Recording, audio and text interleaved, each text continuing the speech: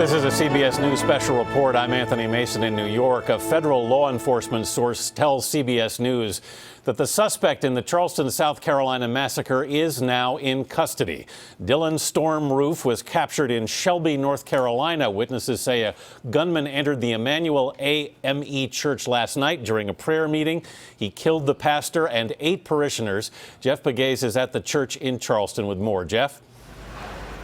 Well, over the last several hours, Anthony, as you know, there has been an all-out manhunt for this suspect. Dylann Storm Roof, as you mentioned, now in custody. He was picked up in Shelby, which is about 3 hours from here, we're told, closer to Charlotte.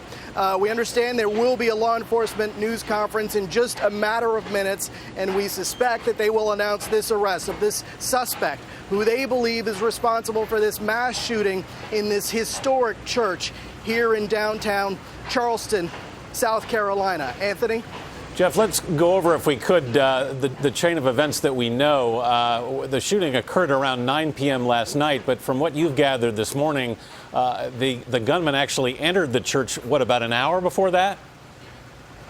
Well, that's exactly right. Investigators have been talking to some of the survivors, and we have been told that they talked to about 3 survivors of this mass shooting here, and what they learned was that the suspect walked into the church, and there was a Bible study underway. That was about 8 p.m. He was among the parishioners there, and then suddenly, about an hour later, started firing, according to investigators, shooting and killing 3 men and 6 women.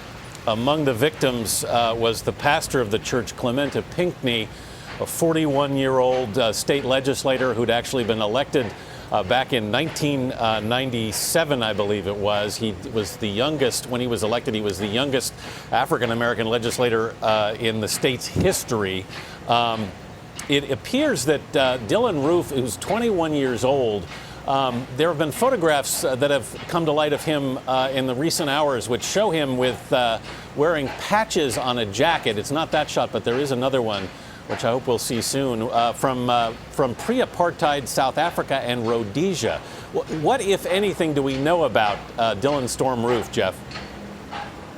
Well, some of the photographs that we've seen have shown that he is someone who seemed to celebrate the Confederacy, and you mentioned those flags. Anyone, and I have lived in Rhodesia, which eventually became Zimbabwe. Any signs of the old Rhodesia in terms of flags and apartheid, of course, is very offensive to many people in Africa, certainly. But this is someone who was not shy about expressing, from what we've seen online, his support, his belief in the Confederacy, and also his fascination, perhaps, with apartheid and Rhodesia, which is now Zimbabwe. Rhodesia, which in the 80s or up until the 80s was minority white ruled, and then the black majority gained independence in the early 80s.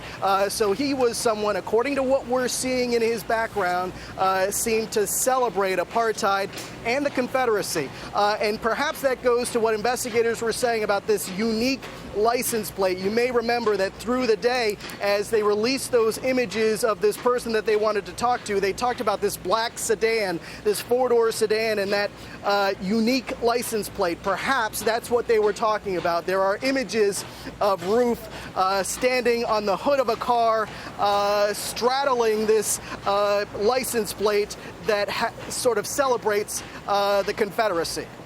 Jeff Pegues outside the Emmanuel AME Church in Charleston, South Carolina. Once again, CBS News has confirmed that the suspect in the shooting at the church that killed 9 people last night, Dylann Roof, 21-year-old Dylann Roof, has been captured in North Carolina. The president is expected to speak on this in about 20 minutes. Our coverage will continue throughout the day on this CBS station and on our 24-hour digital network, CBSN. Scott Pelley will anchor the CBS Evening News from Charleston tonight.